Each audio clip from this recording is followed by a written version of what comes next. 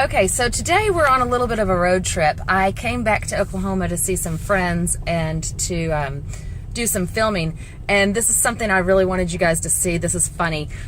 This is free-range cattle in front of me walking along the road, and you have to give right-of-way to the cattle. So sometimes they move and sometimes you have to stop. Look at that pretty baby. And you just kind of have to go with the flow. The free-range cattle have the right-of-way in Oklahoma. Oh, I hope she's not going to get my car. All right, well, I'm out of here.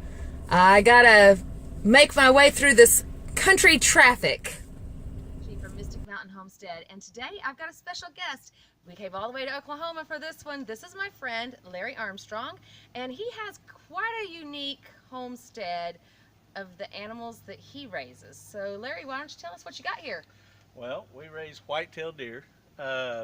We started this about 12 or 13 years ago. It's just family fun. It's enjoyment. You don't need a lot of acreage to do it. So we kind of set it up here, Angie, and having fun with it. That's right. Okay. So Larry raises the whitetail deer, like he said, and we're in the buck pen right now. About how much a day do you feed your bucks, or how does the feeding schedule go? Well, for bucks, it ranges across the farm depending on the size of the animal or whatever. But the bucks are usually around 5 pounds a day this time of year, but in the winter they'll fall off. Does are a lot of times 3 and 4 pounds depending on what shape they're in, and they'll also fall off in the winter. You'd think that they wouldn't eat more in the summer than they do in the winter, but they do, kind of fattening up for the off season and the breeding and the rut.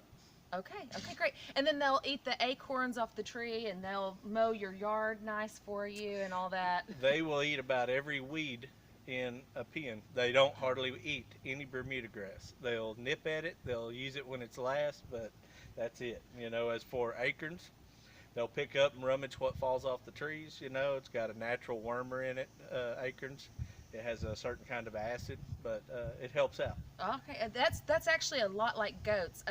We were talking back and forth about how deer and goat raising are a lot the same, but you need some special housing that I really don't need for goats. Can you tell us about the fencing that you have? All of our fencing is 8 foot high. We have to, by rules and regulations, for any deer farm, you have to set up the licensing and the tape, and all the red tape and everything's required just like any other business. I mean, there's licenses for a commercial breeder business. So part of those stipulations are that your fences are 8 foot high and all touching the ground. You know, we use shade cloth in places to kind of protect barriers from visual effects so that deer aren't crashing the fence lines or stuff. But usually when they're born here and raised here, they're pretty calm and comfortable here. Mm-hmm.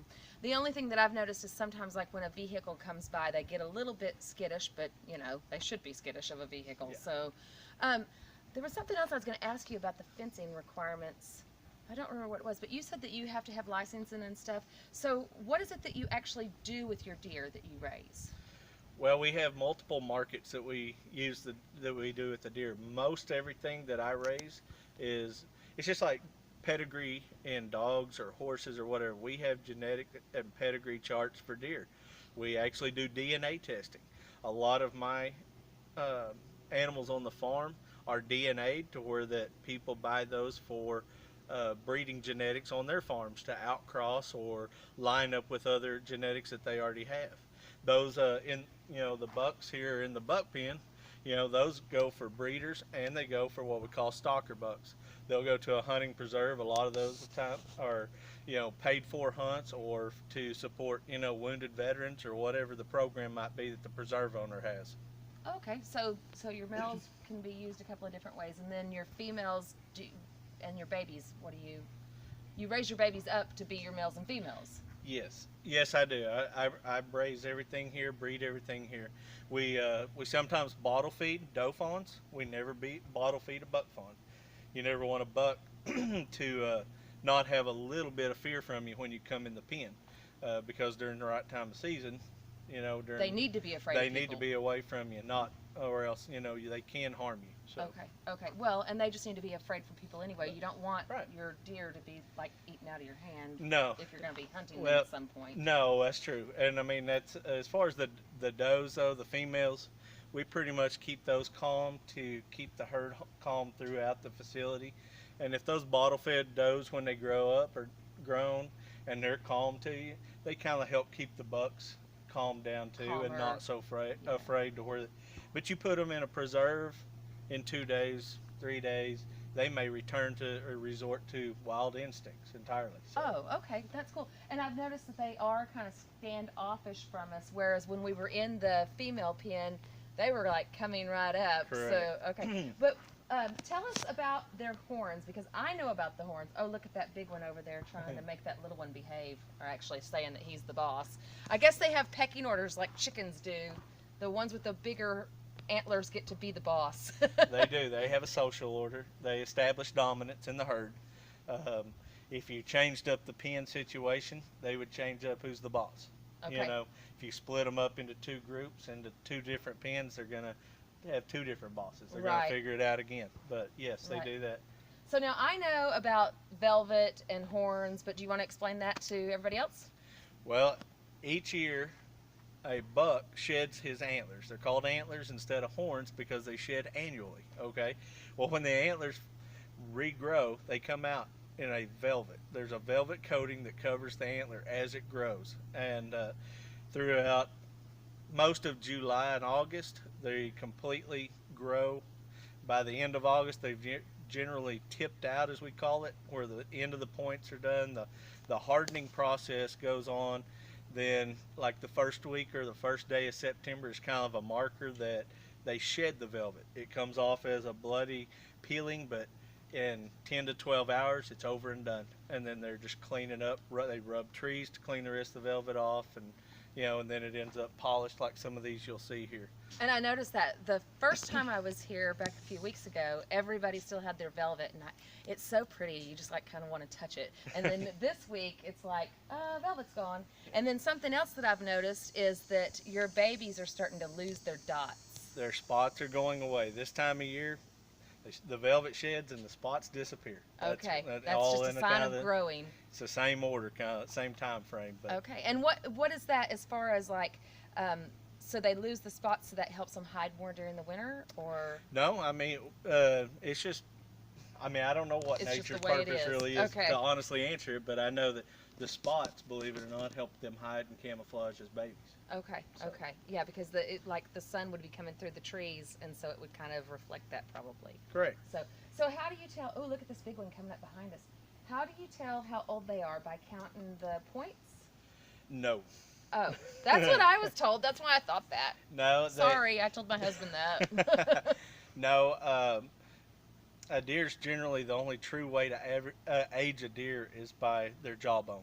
You know, on a farm here though, we know, and I have a tagging system where we tag their ears, you know, and generally if it's born in 17, the tag starts with a 7. If it's 18 like this year, the fawns will be an 800. You know? Oh, okay. And that's how I track what's 1 and 2 and 3, besides the fact that you're here all the time and you just know them. So. Yeah, and you do know them. You told me once before, oh, look, they must think that we have some food because they're starting to get pretty brave. This is curiosity, too. The more you stand still and just continue with something, they get curious and not afraid. And some of the littler ones still have some velvet, I see, whereas this big fella here has his almost all gone. Yes. So, yes, there are still... Oh, and you can see the blood, like you said. It's dried up on him, yes, but there are 3 or 4 in here that still have velvet, and all the rest shed. Last weekend we had a cool, rainy weekend, or misty, I think it was last weekend? Yes, right at Labor Day weekend. And there's like 8 or 10 of them at once. It just come apart. They just shed it off it. And it was hanging in pieces everywhere, you know. And the antlers red right out of velvet, fresh in the first 12 hours. Oh, really? It's hard bone, but it's just got the red from the blood. From the blood of the velvet growing. And does that hurt, do you think? No. Okay. And do you worm them, you give them shots and all of that? What were you saying about when you first started, you kind of thought that you had to use kit gloves, but now then after so long you got it figured out? Well, deer, you're correct. They're a lot more indestructible than we first were led on to believe. First, you walk around, you're easy trying to take care of them and everything, but they're a lot more resilient animal than you would think. So, yeah, we vaccinate at least once, but try to twice a year. Okay, so. and what you were telling me about what you vaccinate them for? There's a couple of diseases. Well, no, we just do the standards. There's, as far as worming them, and some of the things are just like cattle. Whether it be co-vaccinate for blackleg or something, for overeating or whatever it may be. We just kind of the standards there, and an antibiotic, just to help keep good health. Okay. So what would you say is the number one thing to look for, like when you're, I know that you have these master binoculars that you watch them from way down at the house, so you don't have to come in here as much. But like, what are you looking for when you look at them? Just, are they walking straight? Do they have any bumps? Exactly. We're looking the same thing you would for any other livestock. I mean, this is a livestock operation. Limps, bumps on an animal, ears lowered, not feeling good, during the summer. A lot of times when it's hot and dry in Oklahoma, there's a midge fly that moves through the state. That midge fly, some of them carry a strain of EHD or blue tongue virus. Those are usually always female, but some deer are susceptible to the bite, and when they get the virus, they get very ill. If it's EHD, it's usually deathly ill. Oh. Most of the time, anymore, I've kind of bred my herd up and not brought anything new in. I don't have the problems. They're kind of weeded out, so to speak. The ones, the weakest genetics or whatever. Right, right. Because you've got a powerful DNA going on. Well, we hope so. Any deers, it's just like us and humans. You're susceptible. Your system changes. So the same thing would happen for a deer. Their system might change, and they might have been fine for 5 years and get sick the next year. And you said this is kind of a good thing to raise because not a lot of people raise deer. There's not. A lot of people don't even know that it exists. But in Oklahoma, at one time there were like 140, whitetail breeding operations. I'm not sure today that there's near that many, but there's still several of us out there. But as far as like cattle, no. Okay. And Larry told me another time that usually when you start the operation that it's very expensive to start because you have your fencing and things like that, and it takes about 5 years to start recouping on money. So, but after that point, after the 5-year point, you start seeing some income. And you do. You need to allow 5 years. I mean, it could happen faster, but generally, unless you're just got some money you want to put into it and play rolling the money, as far as breaking even on a small farm like this, anybody needs to consider a 5-year plan before they flush out or have some positive income. Right. And I would honestly say that about any livestock that you have. It takes a while to get it all figured out and get it going before you can really know what you're doing. So do you have anything else you want to tell us? Don't forget to make your pitch. If you're interested in it and you want to do something for family fun, it doesn't take a lot of land to do it. I mean, we have about 7 pens here encompassed in 8 or 9 acres. I mean, that's all we're using. And we just keep our herd small with sales and rotation, and just about anybody can use an unproductive land. I'm on a rock hill. Oh, this is definitely rock. Yeah. Yeah. It doesn't take lush green cropland to be able to raise them. So but yep, if anybody's interested in knowing more, you can give me a contact on email at armstrong.whitetails@yahoo.com. All right, awesome. Well, we want to thank you for letting us come back out again. You bet. And you're a grandpa now. She's a grandma. Oh, okay.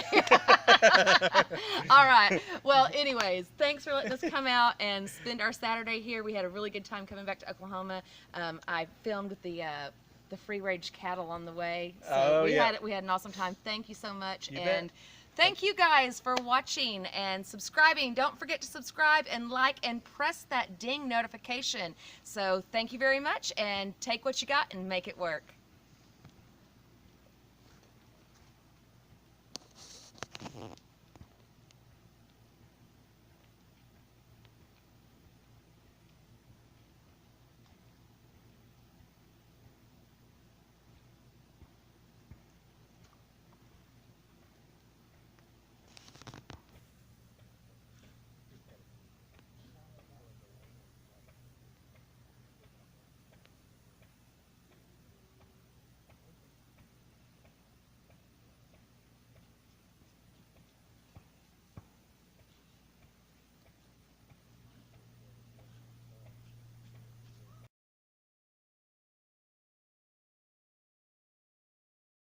gray color.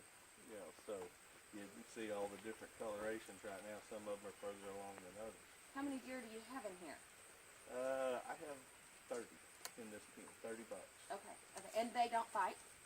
Not at this point. We have to separate them out here real soon.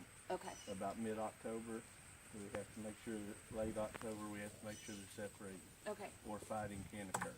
Okay. And when's mating season? So you separate everybody out early for November. And For that's the why they rut. start fighting earlier, because they're like, I'm the man. Okay. That's it. Okay. And Establishing dominance. okay. Yeah. It's like chickens with pecking order.